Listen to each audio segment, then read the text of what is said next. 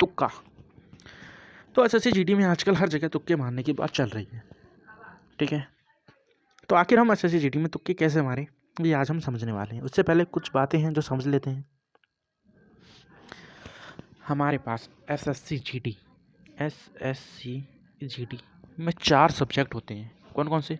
GS, Hindi, reasoning और math, जिसमें प्रत्येक में 20-20 प्रश्न आते हैं, ठीक है। टोटल 80 प्रश्न आते हैं और प्रत्येक प्रश्न 2 नंबर का होता है, तो टोटल 160 नंबर का होता है।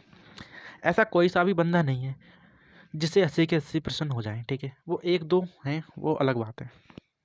तो हम क्या करेंगे, हम जितने प्रश्न छोड़ के आते हैं उसमें मारेंगे तुक्का। अब तुक्का कैसे मारेंगे? तुक्के मारने के बहुत सारे तरीके होते हैं। जैसे कि अगर एक प्रश्न है मेरे पास जिसमें मेरे पास 4 ऑप्शन है, कितने? ए, बी, सी, डी। उसमें से हमें लग रहा है कि जो प्रश्न है उसमें से ये तो कतई नहीं होगा, तो इनको काट के इन दोनों में तुक्का मारते हैं, ठीक है।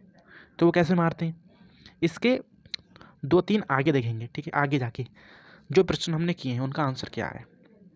अगर उसका आंसर ए है, ठीक है, और पीछे जाएंगे, अगर उनका आंसर सी या डी है तो हम क्या मारेंगे, बी में मारेंगे निशान, ठीक है। ये हुई एक ट्रिक। या फिर एक ट्रिक और होती है जिसमें अंकित भाटी सर ने बताया है कि सभी में ए या बी भर दूं, ठीक है।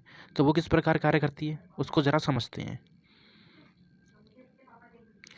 तो मान लिया जाए हमने जीएस में 20 में से कितना 10% कर दिया है, ठीक है, जो हमारे राइट हैं, जो हमको आते थे, और उसमें से हमने 10 को छोड़ दिया है, ठीक है। छोड़ दिया मतलब इसमें लगाएंगे हम तुक्का। अब तुक्का कैसे लगाएंगे, तो हम इन प्रश्नों को नहीं देखना है, इनको छोड़ देना है, हमको देखना है इन प्रश्नों को, ठीक है। इसमें हमें ऑप्शन होते हैं क्या, ए, बी, सी और डी, ठीक है। तो मान अगर हम इन 10 प्रश्नों को देख रहे हैं तो हमने निष्कर्ष निकाला कि जो ए ऑप्शन है उनको हमने कितने बार, 3 बार टिक किया है, और जो सी ऑप्शन है उसको भी मैंने 3 बार टिक किया है, और जो डी ऑप्शन है उसको मैंने कितना, 3 बार टिक किया है, ठीक है। तीनों ऑप्शनों को मैंने 3-3 बार टिक कर रखा है, और जो बचा बी उसको मैंने 1 बार टिक किया है, ठीक है। और किसी भी क्वेश्चन में क्या होता है, सभी के आंसर एक ही ऑप्शन नहीं होता, सब अलग अलग होते हैं। मतलब हर एक ऑप्शन का 4 बार यूज़ होना अनिवार्य होता है, 4 से 5 बार, ये होता है तो होता है, ठीक है। हर एक ऑप्शन 4 बार से 5 बार यूज़ होता है तो होता है, ठीक है। और हम देखेंगे यहाँ पर कि ए ऑलरेडी 3 बार यूज़ हो चुका है, और सी भी यहाँ ऑलरेडी 2 बार 3 बार यूज़ हो चुका है, और डी भी 3 बार यूज़ हो चुका है। इसका मतलब क्या हुआ कि इनके एक प्रश्न और बचे हुए हैं, तो क्या हम इनको लगाएंगे तुक्के में?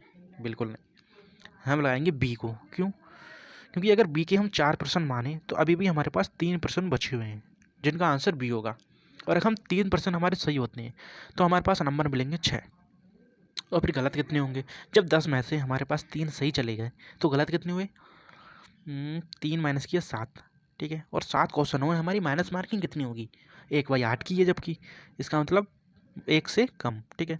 नंबर मिले 6, और हमारे पास माइनस हुआ 1.1 से भी कम, इसका मतलब हमारे पास पूरा का पूरा 5 नंबर का प्रॉफिट हुआ, ठीक है। समझ में आया? तो इस प्रकार से हमें मारना है तुक्का। धन्यवाद।